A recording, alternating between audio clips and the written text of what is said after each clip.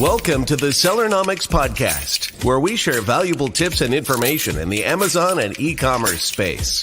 Each week, we deliver the best interviews with some of the top Amazon personalities in the industry to help you grow your business. Today's episode is brought to you by Getita, the global leader in FBA auditing and reimbursements. Get $400 in free FBA reimbursements at Getita.com/Sellernomics. And now, here is your host, Lisa Kinski. Hello, everybody. Welcome to today's episode of Sellernomics. My name is Lisa Kinski. I am your host. Again, solo hosting today, but I promise Rob is going to be back very, very soon. But today I have with me a fantastic guest, one of my favorites. Don't tell the others. I have Mike Thake with me today from Avask, and we are talking about how the shipping crisis in the Red Sea is impacting your Amazon business. I'm sure many of you are aware of the conflict happening overseas. I personally wasn't aware of the disruption in the Red Sea. So we're going to bring Mike on to learn all about it. We were unpacking it a little before we started recording, and I was like, I've been under a rock, very clearly. It's there's so much happening. But Mike, thank you for being here with me today. Hello, Lisa. Hello, how are you doing? It's lovely to be here. So lovely to be back on Sellernomics. It's been a while. I know it's been a very, very long time. I think when I emailed you, I was like, it's been like over a year. This is crazy. Come back. Please come back. And from the beautiful Avask studio too. So, let's just jump straight into it. What is happening in the Red Sea right now? Okay, well, if you have been watching the news, then you might be aware that Houthi rebels from obviously Yemen they've been stepping up their attacks on merchant vessels in the Red Sea. So obviously the Red Sea is the gateway to the Suez Canal, which is one of the main arterial routes for shipping between the Far East, Europe, and the US. So this means that obviously the attacks on shipping vessels mean that vessels are now making their way away from the area, so they're abandoning the Suez Canal, and they're actually starting to go around the Cape of Good Hope, which is South Africa. So instead of taking a nice little shortcut through the Mediterranean, they're now diverting down past the southern tip of Africa. So this is directly impacting delivery times, transit times, and it means that because of this, there's been a lot of impact on things like increasing of prices. So due to the extra mileage, you've got increase in fuel. The transit time means you've got increases in costs, and those costs have been absolutely have been blowing up all over the place. And why is it, let's just call it out, why is it that these terrorist attacks are happening? It's related to the conflict in Israel right now, correct? Absolutely, yes. So what's happening is obviously the Houthi rebels are allied with the Hamas, and they are not very happy with the fact that the Western governments, they are all in effect siding with Israel. So what's happening is they've been attacking the merchant shipping lines again around the Red Sea. I mean, the Red Sea has had and the Suez Canal, they've had a lot of unfortunate things happening in recent times. There was obviously the blockage of the Suez Canal with the Ever Given, and that's when a ship ran aground and blocked the Suez Canal. That was in 2021, and now obviously you've got this other attack that's been going on, and this area of the world, it can be quite unstable at times. So obviously this destabilization has happened, and it's causing a great deal of concern when it comes to getting your products and your goods from the Far East into the European markets, and even across to the US. It's not just limited to Europe and the EU. Yeah. So let's talk a little bit, because I want to unpack kind of how timing and prices when things are running smoothly, right? And at a non-peak time of year. Of course, I'm referring to Chinese New Year. So generally, how would things flow? How long would it take on these routes? And I know the prices are increased. What roughly should a container cost? Absolutely. So basically, if you're say going, let's pick New York as a destination, all right? If you are shipping from Shanghai to New York, there are a couple of ways you might do it. You might go via the Panama Canal, which is you're crossing the Pacific Ocean, you're going through the Panama Canal around Florida and up to New York. That'll take you between 35 to 45 days. Then there's the Suez Canal, which is you're coming through Shanghai, round past India, into past Dubai and up into the Red Sea and into the Suez Canal. And that usually takes, and from that, you're going through the Mediterranean across the Atlantic. That's about 35 to 40 days. And then obviously via the Cape of Good Hope, which is going down through Malaysia, across through the Cape, through past South Africa, the Cape of Good Hope, across the Atlantic from South Africa up to New York, and that's about 40 to 45 days transit. And then you've got another option, which is currently actually quite a good option. It's you're going from Shanghai across to Los Angeles, and then you're rail freighting, and that gives you the quickest time, which is 25 to 30 days. So that's sort of if you like, the times it should take you. But what we're seeing is if you're going from Asia to the East Coast to New York, you're looking at maybe up to an additional 6 days. So that's a 17% increase in transit time. If you're going from Asia to Northern Europe, so to the port of Rotterdam, for example, you're going to be adding about 10 days on. So that's 30% longer. And then if you're going from Asia to the Mediterranean, to say Genoa or one of those ports in the Med, you're looking at another 15 days. And that's going to be increasing by about 57%. So yeah, those transit times, they're quite an increase on what we've currently been experiencing. Yeah. Well, and at such an inopportune time for sellers too, because now it's we're recording this on March 1st, and there's so many FBA fee increases and changes that are happening for sellers right now, where it's even more delicate for them to have a specific amount of inventory in FBA, right? And I know we're going to be talking about drip feeding later, but you have to have a very precise amount in your FBA to not be overstocked, but not be understocked. And it's also, we're coming off of Chinese New Year, so manufacturing has been shut down. So it's kind of like a triple whammy for sellers. Absolutely. And I mean, just you've picked on a very, very good point there. I mean, because of the increase in these in the transit times, I mean, Asia to the Mediterranean, you're currently looking at about 108% increase in charges. So it's going to cost you, I think I've got a rate here of $5,175 for a container load. And that's a 108% increase on what it would have cost you back in November. Going to Northern Europe, you're going to see a staggering 151% increase. And that's astronomical. And these businesses, and they've got to absorb these costs. Asia to the US East Coast, it's an increase of 55%. And Asia to the West Coast is, and this is obviously the US West Coast and East Coast, you're looking at about a 63% increase in fees.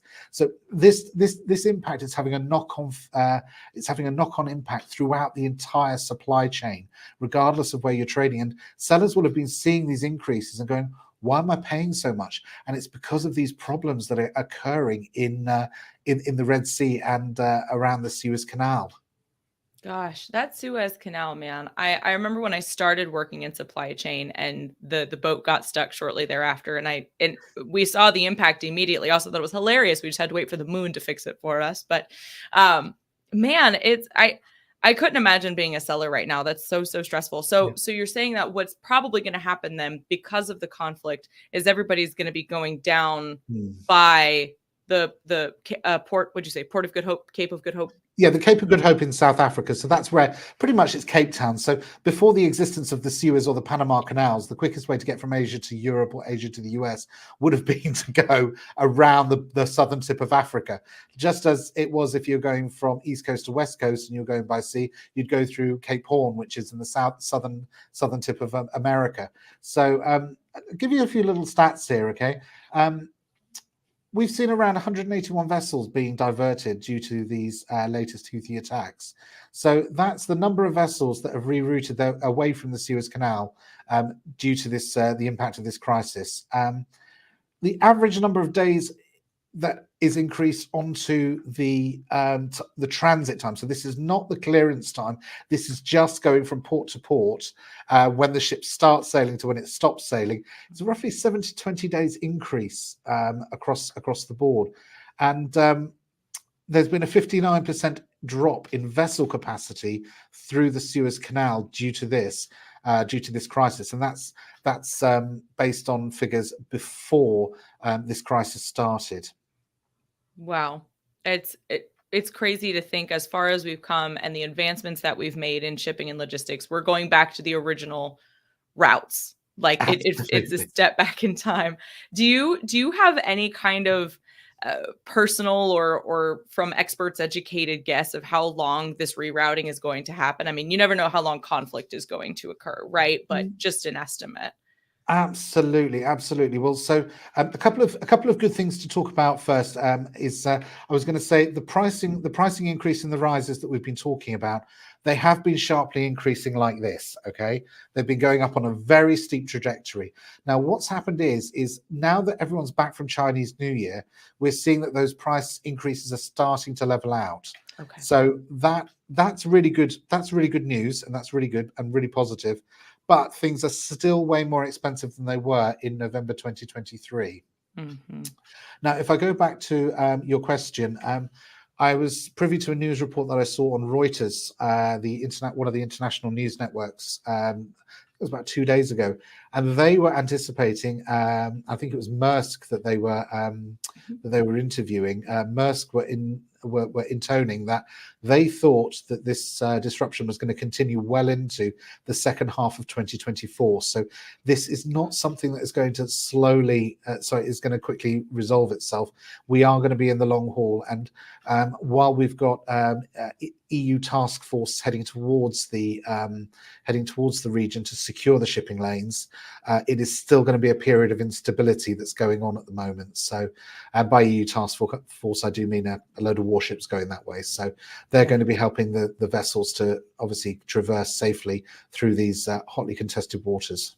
Okay, let's take a quick break here, because I want to talk about, when this episode comes out, mitigating risk, planning, and everything for the second half of the year. So that we'll talk about that in the second half of the episode, right after our quick break. Did you know that Amazon probably owes you money for FBA reimbursements? Get $400 in free FBA reimbursements at Getita.com/Sellernomics. All right, y'all. As always, please be sure to head over to Getita.com/Sellernomics for that first $400 in FBA reimbursements free. We are back with Mike with a VASC. So like you said, Reuters estimated that this conflict and rerouting is all going to go into the second half of 2024. And Absolutely. When this episode releases, we will have just entered Q2 of 2024. So still, the whole rest of the year to plan for, right? So what are some things sellers can do to mitigate risks in the interim and plan and continue to be successful? Because if this goes into Q4, my. Absolutely. Well, listen, the good news is there are always options, and there are lots of options available. Okay.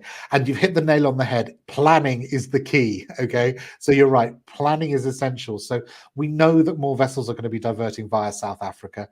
We know that eventually the shipping lanes will be stabilized, and we will be able to see everything happening a lot easier, and it will be returning to normal soon. However, planning is obviously essential. So one of the key things that we're advising at the moment is to consider warehousing solutions, because obviously you've mentioned those volatile FBA limits. So when you're understocked or when you're overstocked, and there are lots of fees and long-term storage fees that Amazon FBA centers put in place. Well, if you take part and get a third-party warehouse, a 3PL or something, what you can do is you can actually then, instead of doing lots of smaller shipments, which are going to then increase, you're going to see an increase in factor of 150%, up to 150% increase in fees. What you're going to be able to do is you're going to be able to clear one bulk load of goods through customs once, store them, and drip feed them into your FBA centers. So that will then make it a lot more cost effective than just keep putting smaller quantities into your fulfillment centers as and when you're running low. Absolutely. Absolutely. So obviously those long-term storage outside of an FBA center, it works out cheaper than regular shipments. And because obviously a lot of different factors, they affect shipping rates. So this Suez Canal is a fantastic example of how it can completely blow shipping rates out of the water. We had a similar problem with the Ever Given when that ran aground. I mean, we also saw something when COVID hit up. I mean, all of these recent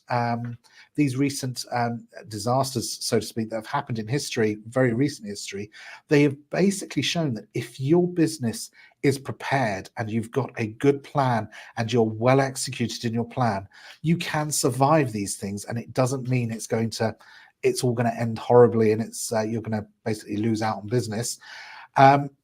You've got to basically make sure that you are factoring in the best ability to reduce your costs, and so doing that combined shipping, a warehousing rate, that could actually be a very good step for you. You could also try diversifying your shipping strategy, so you can combo between ocean and rail, for example. Higher fees than just ocean rate, but it's a lot more reliable. And with ocean and rail, for example, you could, for example, take that pathway I mentioned before, which would be somewhere, for example, from Shanghai to LA, and then rail from LA to New York. That it will come at a higher cost, but it is going to be a lot quicker and a lot more stable. Can you afford to air freight things? So smaller volumes, in case of urgent replenishment, you might want to consider air freight. It's very quick. You can get very much quicker response times, but it is also very expensive. It's a really expensive way to try and get this. I was going to say, because you always have the option of air, which is the fastest, but I don't even have remotely a finger on the pulse of what that costs, but I know it's more. Just more. It is, exactly. And so because of that, because of those increases, if you do run low, you can always air freight stuff in. But what you need to do is you need to factor in what is your 0 point, as in when does it become too expensive to air freight? When does it become too expensive to road freight or to rail freight? You need to put get your margins in place and position, so you understand at which point you're able to economically operate your business and still make a profit. Supply chain management and order management, you need to understand your SKUs, how they're selling. So if your SKUs are selling really, really well and you're planning to increase your sales, and you know that you've got the demand for your product, you may want to increase your shipment volume. So you might want to then buy more stock in.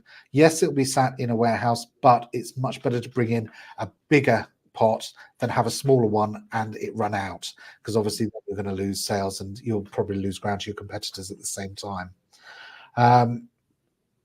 You need to factor in up to 40 days additional replenishment time nowadays. So that's another 40 days you've got to add. That's over a month. You've got to factor in the delays that you could get for customs clearance if the ship needs to refuel, something like that.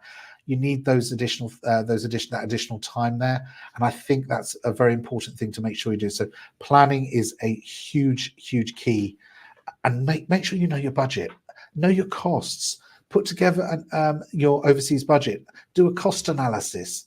You know, how does this Red Sea crisis affect your bottom line? Do you need to increase the costs of what you're selling your products at and pass the costs on? But then you've also got to consider, what are your competitors doing? Because if they're not going to be increasing their prices, if you increase your prices, you might then become uncompetitive. Yeah. You need to make sure you're taking all of these factors into account before you take action.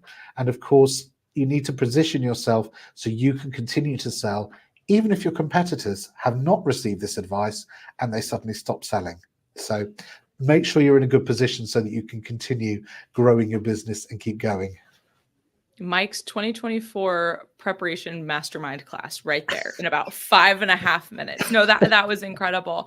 I mean, it should really be on an infographic somewhere where we can just repost all day long, because that is the key, is planning. I think we saw a lot of, obviously there were thousands of sellers joining the Amazon marketplace every day during the pandemic because people heard that you could survive off of it. But a lot of them were fly by night, just doing whatever they could, and they didn't prepare, and they're not on the platform anymore because they weren't sophisticated enough with their processes and even order management, anything like that. So it's a jungle out there.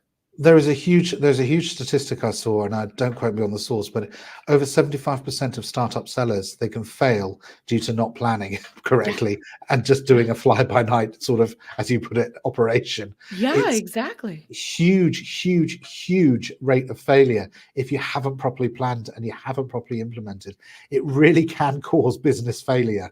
Yeah, it can. And I remember, the shipping style that you're talking about, that just in time, right? Getting it from the boat into Amazon like right when you need it. With processing times at the FBA centers being so high now. I mean, we just had a conversation with Ephraim at Tactical. He's like, I've got guys waiting days to get the trucks unloaded. He's like, sometimes they come back, sometimes they hang out, but it can take days. And that just in time doesn't work anymore. And when I was at Noviland, we were telling people, always have your 3 W's, always have something working, have a order being, created in the warehouse or in the factory, have something on the water, and have something in your warehouse to drip feed. And that's really going to be the key to success right now. Mike, what else do we need to talk about with this that we haven't covered yet? I mean, well, obviously, a lot of people are going to be thinking, should I still continue my expansion plan? Should I continue to expand my business and grow my business? The answer to that question is always yes. Mm-hmm. Make sure you do. You've got the tools there. If you're doing the proper and accurate costing, and you're getting a proper cost analysis done, and you've got and you're using, I'm going to name drop now, if you're using a product like Helium 10 to try and help yourself to figure out exactly what niche products are available or not available in a market, then absolutely you can still grow and expand your business. You just need to factor into account it's going to take you longer to get your products. But as long as you've actually planned that, you're going to be absolutely fine. And obviously, then when you're expanding your business cross borders into new territories, don't forget you must be compliant with the local rules. And obviously, this is now where I'm going to mercilessly plug Avast services. You need to make sure that you are operating within the tax guidelines, and you need to make sure that you are obviously making the best tax economical or the most tax economical way of bringing your goods across the borders. So it would be something along the lines of, if you're starting up in Europe, make sure that you're bringing your goods into a country that operates a import VAT deferment scheme, because that means you can then avoid paying import VAT and defer it until the point of sale, at which point it cancels itself out. So you don't need to pay it. And otherwise, you're going to be paying it, giving the money to the government for an extended period of time, and then claiming it back. Like with your taxes here. Yeah. You're giving the government a reason to hold your money for a certain amount of time. You don't need to do that. You can defer it, offset it, and then pay it just the once. And it's as simple as doing a little journal transfer. Gotcha. Okay. Yeah, I was going to ask a little bit about the intricacies of, because here in the States, I'm so familiar with shipping here in the US, right? Because this is where I live, and that's where everybody has our minds at as Americans, because we're just selfish like that. But, in the States, we have all of the different FBA warehouses that Amazon will just ping your stuff in between, depending on wherever it needs inventory. And I'm thinking about with Europe, it's so easy to just get to another country in the same day by hopping on a train. But logistically, what are the intricacies that sellers need to be aware of when it comes to spreading their inventory to satisfy the different markets like Italy and the UK and Germany, et cetera? Okay, we'll park the UK on the side just a moment, because we're going to talk about that, because we've got that whole B word that we don't mention, that Brexit word, but we don't mention that often. But no, it does have an impact, actually, and it's quite a big impact. But if you're trading in Europe, for example, you can bring your goods into one country, and if you've got Pan-EU FBA activated, so there is the Pan-European program, it means you can enter Amazon's largest marketplaces, that's France, Spain, Italy, Germany. And what will happen is they'll activate also the fulfillment countries, the Poland and the Czech Republic. Okay. And under that program, what will happen is as long as you've got, because you'll be storing stock in all of these countries, you'll need to have VAT numbers in those countries. So that's where you're going to need some assistance with VAT registration, filing, and compliance. But putting that aside, it works exactly the same way I think it does in the US. You drop your stock into one FBA fulfillment center, say in France, and if all of your clients are in Germany, they'll move your stock closer to where your clients are. And they will automatically move those goods between the locations to find the most economic way of delivering on the Prime promise. And if you are on the Pan-European program, you will also get Prime eligibility in all of the marketplaces which you're activated on, which means your goods will be delivered next day or within 2 days in some cases. So that's a really positive thing that you can be able to do. So you can trade in all those European countries very, very easily. All you need to consider is, what do I need to do to start selling in Europe? And there are 4 things that you're going to need. You're going to need an EORI number, which is an economic resource identification number. And what that does is that basically says, this is who I am, and I'm bringing goods across the border. So it's a way of tracking your goods, and it's like an import permit, if you like. The EORI number will give you, they'll give you one for the entire European Union. So that's all ports, so all countries within the European Union. What will happen is, after you've got that, is it means that you need to bring goods across the border. You've got your EU EORI number, and you then obviously need to remember whichever country you're storing goods in, you'll need VAT numbers there. So if you're in France, Spain, Italy, and Germany, you're going to need VAT numbers in those countries. If you're fulfilling into other countries, you're going to need a VAT number. But you can also distance sell across. So if you're not on the Pan-European program and you're just activated one marketplace, say for example France, you can sell cross-border into Spain, you can sell cross-border into any of the other European countries.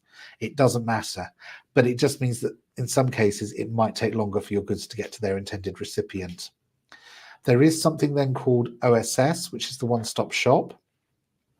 And what that basically means is, where we used to have different thresholds for different countries, it meant that if you got over, say, I think it was 35,000 euros in sales in one country, and you were trading cross-border, you then had to register for VAT in that country. So it was like a cross-border limit. Once you reached that limit, you had to pay. You have to register for VAT and pay for VAT in the country. All of that got swept away in 2021, and they started using something called OSS, which is the Union One-Stop Shop. That basically means that you can actually move, if you're selling over 10,000 euros European wide, which means you're going to hit that very, very quickly. You're going to hit that threshold very quickly if you're trading in Europe. So if you're going to trade cross-border, it means that you just need to do, you can basically pay all of your taxes on one VAT return, and then you need to just file your VAT OSS paperwork regularly, and it's like another tax return. However, if you're facilitating through an online marketplace such as Amazon will do the reporting for you. So you don't need to worry about it. It's easy. I love it. I think guests can easily see why you're one of my favorites, or listeners, because you're one of the most knowledgeable guests we have. I'm sorry, continue. I'm just like sitting here. Read me a bedtime story, Mike. I'll just listen to you forever. This is your show now. So just one last thing before we go. There is a rise in Europe at the moment of something called eco taxes, EPR. It's something that we discussed, I think, previously on the show. France and Germany were undertaking extended producer responsibility, which is a new way of basically saying, if you're basically putting products in the market that are made of virgin plastic, you're going to pay more for their disposal. So you're going to pay as the producer more taxes to basically offset the recycling costs, and also to basically make sure that you're giving money towards the recycling of those products when they eventually reach the end of their life. What's happened is France and Germany, you are selling goods in France and Germany on Amazon. If you're in France, if you're selling those novelty Christmas jumpers that have got flashing lights in them, you need to register for 4 categories. you need to register for textiles because it's made of material, batteries because it has a component that flashes and it's got that sort of component, so you need to register for batteries. It's got circuitry, so that's electrical and electronic equipment, EEE, because it's got wirings and it's got bulbs and things like that in it. And then you're going to put it into a nice bag to keep it safe, and then Amazon are probably going to throw it in a box. So it's got both primary and secondary packaging on it. So for that one product, you're going to need to register for 4 categories for EPR in France, all 3 in Germany. And as of January of this year, in Austria and in Spain, you're also going to need to register for those categories as well. Oh my gosh. So I would never be able to keep up with all of this, which is why people need a VASC. So, well, this is the thing. I mean, we can help a client, and this is one of the things I love about a VASC is we can help a client regardless of where they are in their business's life cycle. And one of the things that I absolutely love about it is, with our sister company, Cata Global Logistics, we can provide an end-to-end global supply chain solution, which basically means we can onboard your products onto a vessel or we can pick up the goods from the manufacturer. We'll take it through to the port of departure. We'll onboard those goods. We'll transit them to the inbound port at the other end, and we'll then arrange final mile delivery to a fulfillment center of your choice. We'll then add all of the customs clearances so that your goods will be imported correctly, and you will make sure that all of those goods are subject to the correct form of import VAT and duties. We'll make sure where possible that we can minimize that tax liability for yourself, and then we'll take you straight through to post-sale activities where you're having to report things like the VAT. We'll do the EPR and any of the other taxes and product compliance requirements that are required when selling your goods in different marketplaces. And it's easy in your home country because you sort of understand the taxes and you sort of understand how it works because you're subject to them every day.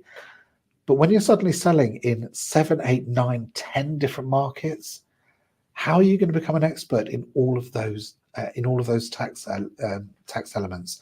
I mean, the US alone, every state has got its own individual law, rules and regulations when it comes to taxes. They've all different state rules. In Europe, we've got 27 countries in the European Union. Every single one of them, they've got different rates for different products. So one of them will be full rate. So, for example, majority of goods and services in the UK, they'll fall under a 20% rate, which is our standard rate. But if you're selling certain goods, you might then qualify for a reduced rate of 5%.